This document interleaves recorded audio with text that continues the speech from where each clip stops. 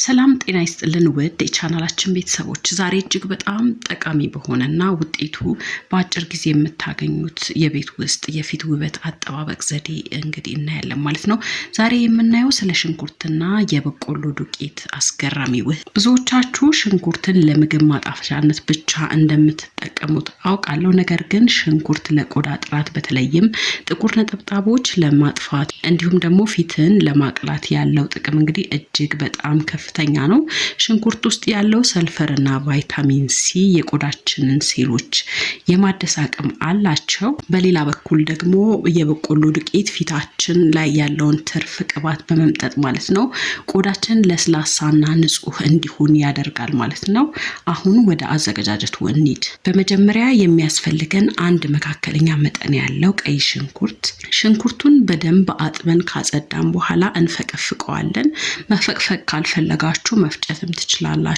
ዋናው እንግዲህ የሽንኩርቱን ንጹህ ጭማቂ ማግኘት ነው። ጭማቂውን ካገኛችሁ በኋላ በንጹህ ዕቃ ላይ እናደርገዋለን ማለት ነው። በመቀጠልም 2 የሾርባ ማንኪያ የበቆሎ ዱቄት እንጨምርበታለን።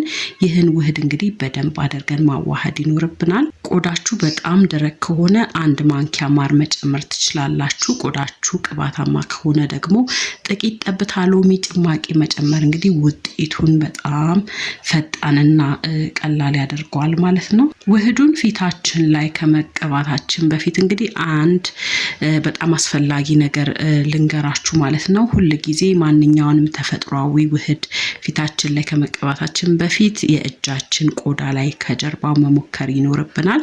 ሽንኩርት እንግዲህ መጠነኛ የማቃጠል ስሜት ሊኖረው ይችላል። ነገር ግን ደግሞ በጣም የሚያቃጥላችሁና የሚያሳክካችሁ ከሆነ መጠቀም አይኖርባችሁም ማለት ነው። አሁን እንግዲህ ፊታችንን በንጹህና በምንጠቀመው ሳሙና እንታጠባለን። ፊታችን ንጹህ ሲሆን እንግዲህ ውህዱ ወደ ቆዳችን ውስጥ በቀላሉ የመግባት እድል ይኖረዋል ማለት ነው። ውህዱን በብሩሽ ወይንም ደግሞ በጥጥ መጠቀም እንዲሁም በጣታችን መቀባት እንችላለን ማለት ነው። ስንቀባ እንግዲህ ሁሉ ጊዜ ወደ ኋላ አድርገን ነው መቀባት የሚኖርብን።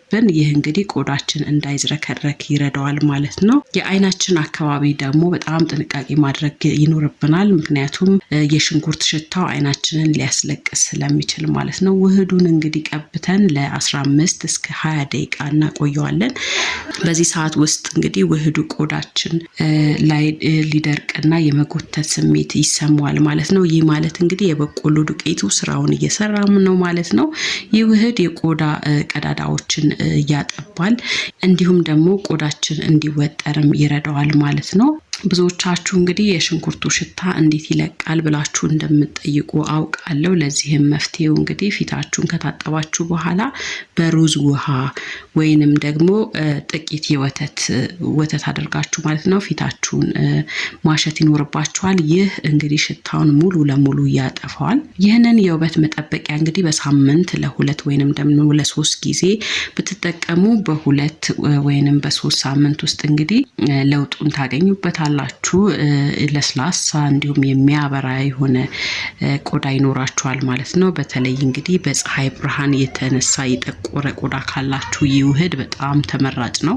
ውድ የቻናላችን ቤተሰቦች እንግዲህ ቆዳችንን መጠበቅ ማለት ራሳችንን መውደድ ማለት ነው።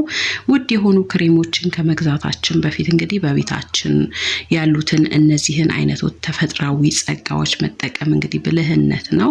በሂደቱ ላይ ማንኛውም ጥያቄ ካላችሁ ኮሜንት ላይ ጻፉልኝ። እያንዳንዱን ጥያቄ እመልሳለሁኝ። እንዲሁም ደግሞ ይህን ዘዴ እንግዲህ ሞክራችሁ ያገኛችሁትን ውጤት ደግሞ ለሌሎች መማሪያ እንዲሆንላቸው እንግዲህ ኮሜንት ላይ ጻፉልኝ ማለት ነው። እስከ መጨረሻው አብራችሁኝ ስለነበራችሁ ከልብ አመሰግናለሁ። ለቻናሉ አዲስ የሆናችሁ ሰብስክራይብ በማድረግ የደወል ምልክቱን ተጫኑ። ቪዲዮ ከተመቻችሁ ላይክ ማድረግም እንዳትረሱ ማለት ነው። በቀጣይ በሌላ ጠቃሚ የውበትና የጤና መረጃ እስካገኛችሁ ድረስ ሰላማችሁ ብዝት ይበልልኝ። ቻው ቻው።